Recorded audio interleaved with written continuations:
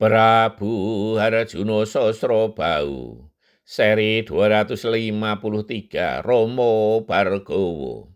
Romo Bargowo memang tak ingin membuang banyak waktu dan tenaga untuk mengatasi orang-orang itu. Ia telah yakin bahwa mereka adalah para pencuri di seberang sungai. Ia sengaja menghantamkan sebuah cumplung, buah kelapa bolong sisa bajing, yang ia temukan di sekitar tempat itu. Kemudian dialah yang menghantam rahang, tengkuk, dan ulu hati 3 orang lainnya. Keempat orang itu semuanya pingsan. Romo Bargowo memang tak ingin membunuh mereka. Pagi telah terang tanah ketika keempat orang tersebut mulai siuman. Mereka mulai menyadari bahwa orang itulah yang membuat mereka tersungkur dan kemudian pingsan ketika melihat seseorang duduk di dekat mereka. Namun kesadaran mereka belum pulih sepenuhnya untuk menuntut balas kepada orang yang hanya seorang diri itu. Mereka yakin jika dalam keadaan siaga akan dengan mudah membunuh orang yang mencelakainya itu. Mereka berempat saling berkedip, seakan bersepakat untuk sementara memulihkan tenaganya dan baru kemudian secara bersama-sama akan menyerang orang itu. Namun Romo Bargowo mengetahui gelagatnya. Ia sengaja membiarkan rencana mereka dan seolah ia tidak tahu sama sekali. Ia pun duduk dengan seenaknya sambil menunggui keempat orang itu yang seakan masih kesakitan. Romo Bargowo telah menduga bahwa keempat orang itu akan menyerangnya. Perhitungan Romo Bargowo tidak meleset ketika tiba-tiba mereka secara serentak menubruk Romo Bargowo dengan senjata yang sempat ia raih di dekat mereka. Namun semuanya terkejut ketika senjata-senjata mereka terpental dan keempat orang itu hampir bersamaan terjengkang ke belakang dan kemudian mengerang kesakitan. Hampir semuanya terhantam ulu hatinya, sehingga membuat mereka mual tak tertahankan. Mereka tidak pingsan, namun menderita sakit yang amat sangat. Yang membuat mereka heran, Romo Bargowo masih tetap duduk di tempatnya.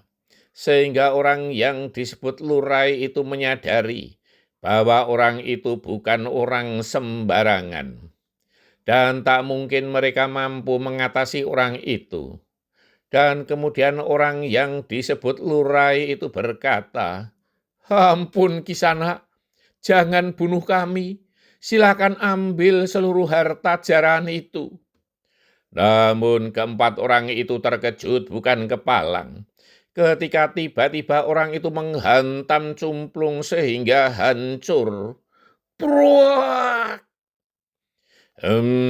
Aku tidak butuh harta jarahan, berkata Romo Bargowo. Mereka ternganga. Bagaimana seandainya yang dihantam adalah kepala mereka? Pasti akan hancur berkeping-keping. Oh, ampun Kisanak, ampun. Apa yang Kisanak kehendaki akan kami turuti, asalkan kami tidak dibunuh. Rengek lurah pencuri itu. Hanya ada 2 pilihan.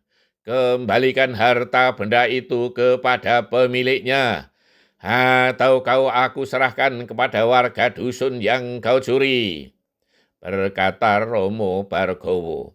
Ampun Kisanak, akan aku kembalikan harta benda itu kepada pemiliknya. Namun bagaimana jika kami ditangkap ramai-ramai?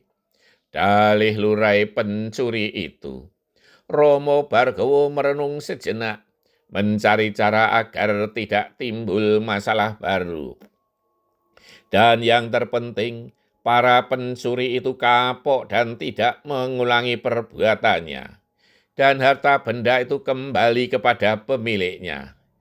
Kalian ikut aku hantar menghadap Ki Demang di kademangan seberang sungai itu, berkata Romo Bargowo.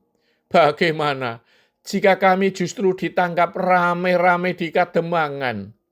Dalih lurai pencuri itu. Aku yang bertanggung jawab, jawab Romo Bargowo tegas. Oh iya, kami setuju, jawab lurai pencuri. Meskipun demikian, ada pula di antara mereka yang berpikiran jahat. Ia akan bisa melarikan diri di perjalanan, atau ia akan membuang sebagian emas dan kemudian diambil dalam kesempatan lain. Namun Romo Bargowo bukanlah orang bodoh. Kemudian katanya, seluruh harta dan uang harus kamu bungkus menjadi satu, dan aku yang membawa.